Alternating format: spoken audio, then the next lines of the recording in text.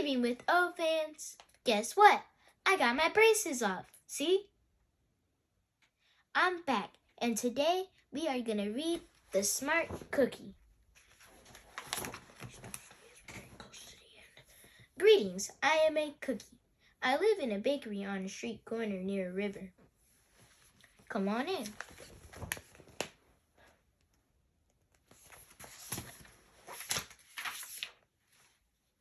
Welcome to our little community. It's a warm and supportive place to spend some time. Pretty fantastic, eh?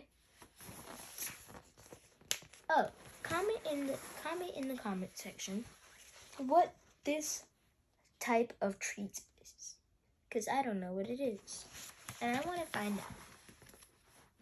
So, comment below. These days, life is sweet, but my journey wasn't always a cakewalk. When I was younger, I couldn't have imagined fitting in here. For a long time, I didn't feel comfortable speaking up or sharing my ideas. I didn't feel like a smart cookie. I wanted to be a cookie who knew all the answers, a cookie who felt confident in a group, a cookie who said, ah, when solving a puzzle, like this, ah.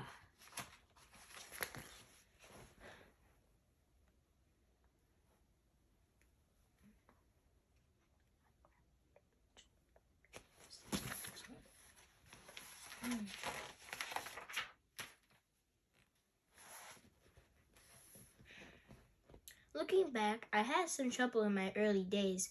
I went to school in a gingerbread house. Our teacher, Miss Biscott, was kind and patient. When I arrived each morning, she'd wave at me and smile. But I didn't get the best grades, and I never raised my hand because I couldn't think of the answer as fast as the others. And I was the last to finish most tests.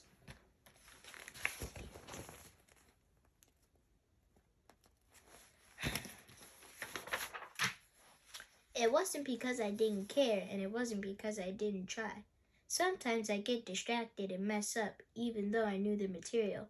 Those were the most frustrating moments of all. Once I misspelled the word dough. That was rough. Another time I added when I meant to subtract. Occasionally, we'd have a lesson where I absolutely have no idea what was happening. I just couldn't keep up. I imagined that my desk was a raft and that I was completely lost at sea, because that's what it felt like.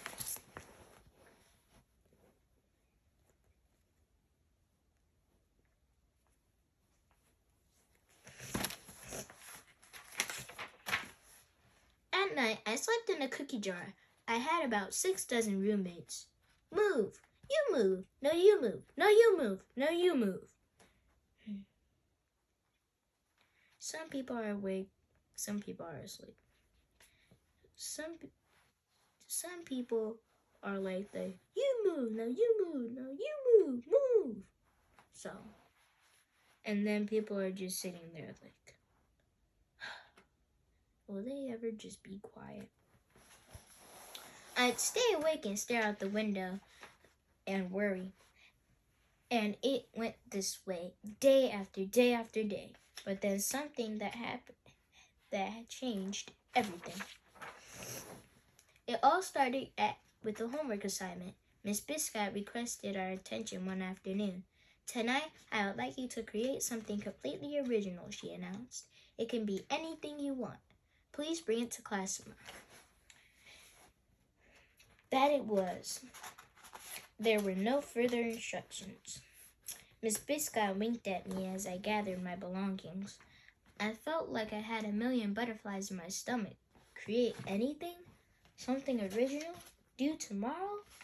Oh. When I got home, I immediately went to work. At first, I tried a cooking project. The results were half-baked. Next, I tried to hammer and nail something. It splintered immediately. Then I tried making a sculpture. It was a complete bust. I wondered if I was about to fail yet another assignment. I was stuck. I stared out the window and watched the rain hit the river. There was something mesmerizing about the water, how it moved in such a chaotic way, swirling around and around, yet ultimately figuring out exactly where it needed to go. Ah! Suddenly, I had an idea. I decided to write something original, a poem.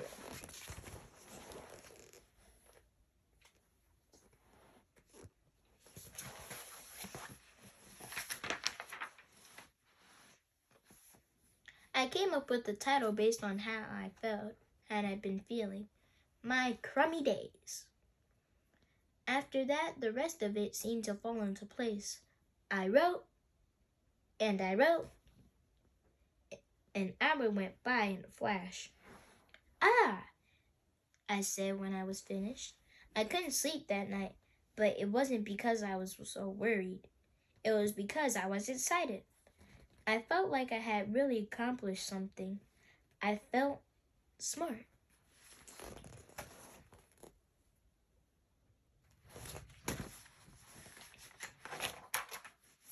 The following day, Miss Biscott asked volunteers to share what we created. One kid showed off his original frosting art. Another kid revealed her sprinkle distribution machine. It was neat seeing how everyone was good at such different things. This one looks like Alfred Einstein. I can't remember the full name, so I just know his last name is Einstein.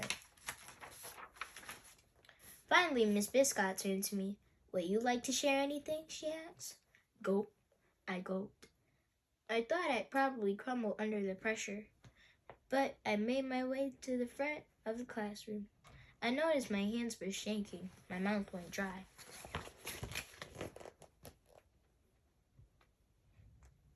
Have you ever felt like that?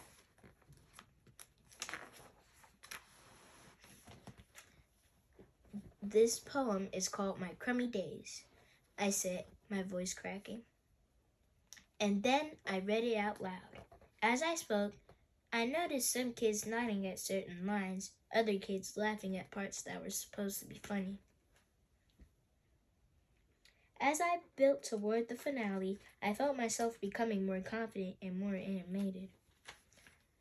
And in the end, everybody clapped and cheered. I promise you this, I'll never, ever forget it. Miss Biscott was beaming. No one but you could have written that poem, she said. It was completely original.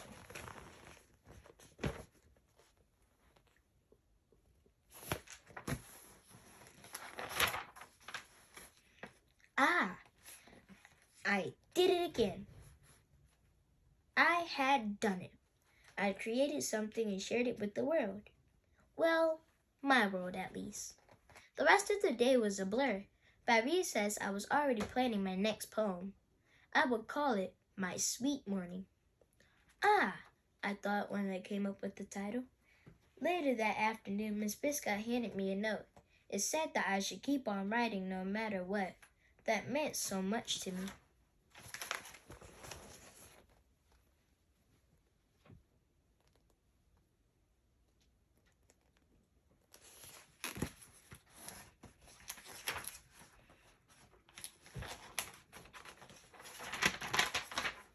School was a bit different after that.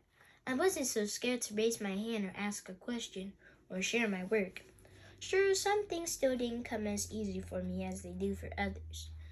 But now I know that you can be smart in many different ways. You don't have to have the answer to every question or suddenly be great at everything all at once. You just need a chance to try all kinds of things to find out who you are and what you like to do.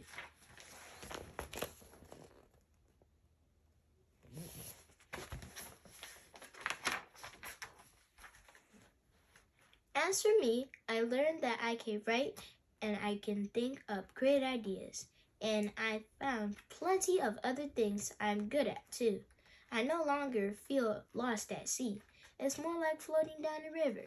And the best part is, there's always more to learn, because we're all smart cookies.